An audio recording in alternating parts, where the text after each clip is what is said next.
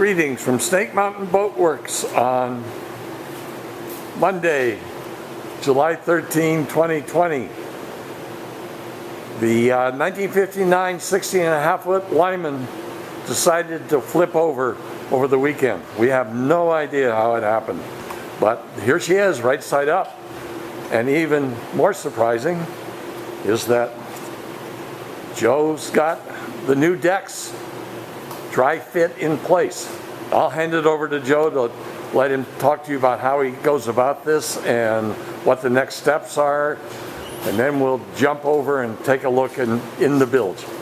Yeah, so this morning I took, and after it was flipped, I very carefully took all the fasteners out of the deck. A lot of them were mostly nails, but down the king plank there was a few flatheads. So I took it off and I traced it out on the new piece of ribbon cut, and I made it anywhere from an 1/8 inch to a 1/4 inch bigger all the way around except for the center line. So once I had it down, I tacked all the four corners and a few down the sides, and then I took a pencil and traced out on this one back side here. Took the sheet off again, cut it out, and still made it like a 1/16 oversized all the way around for my final sanding. And that's actually what I'm doing now, is going through and sanding it all in. I got most of this side done, that side's done, and I'm going to be going right inside the cockpit next. Looks like you got a Dutchman in your future. Yes, I do. That is also got to be done. What an odd place for rut. But rut it is. And while Joe's been doing that, Anthony's been probably having even more fun down in the bilge, cleaning out decades of gunk. And maybe he can talk to you about what he's found and some of the challenges we face. Well, there was a lot of built up gunk through everything, but on a good portion from probably about halfway back of the battens, about halfway up the battens, are rotted, but most of them it's only about 1/4 up, some of them it's about half, but the very tops of them are good. So I've just been digging them out and gonna CPS them.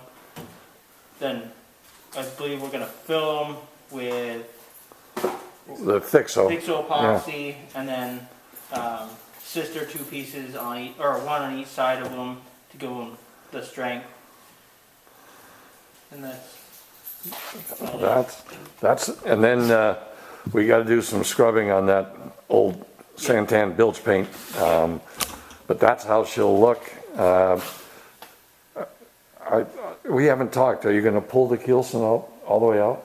Yeah, it's already been pulled out. I pulled it out, and the keelson's actually still really straight and in really good shape. Good. So what we did is we just drove them back home down into the new keel. There's a few screws we got to do to put back down in it, but a lot of that hog came out on its own with the new keel. Super. Yeah, it looks nice and flat in the bottom.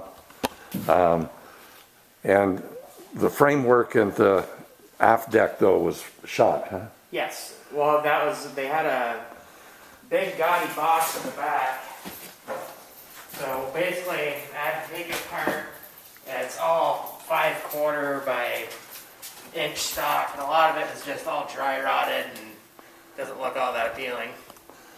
So I'm going to be fitting in a new box this afternoon after I get new framing put in, and we'll go from there, because this one is actually, it sits about right centered here, and they have another bottom here, so it's a little box for where the engine is. Yeah, those are notorious for rotting out because water sits in them all the time. Right. Yeah. So what I would call progress, you can see Joe's butt blocks on the inside of the hull side, where he added in the replacement strakes, and we'll leave her varnished where she's been varnished. It's kind of an odd little detail here where the bilge paint kept going, but that's beneath the seat, isn't it? I believe so. Yeah, so we won't play with that. But the way we varnish these,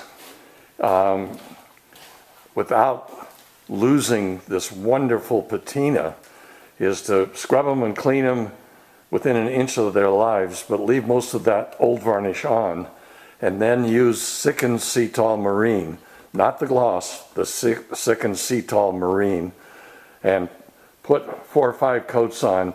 It retains the color, and the nice thing about sickens is that if something gets bruised somewhere, just take a little 120 and scuff it, clean it with acetone, and you can apply a little bit of sickens with a foamy, and it blends right in, just as nice as can be.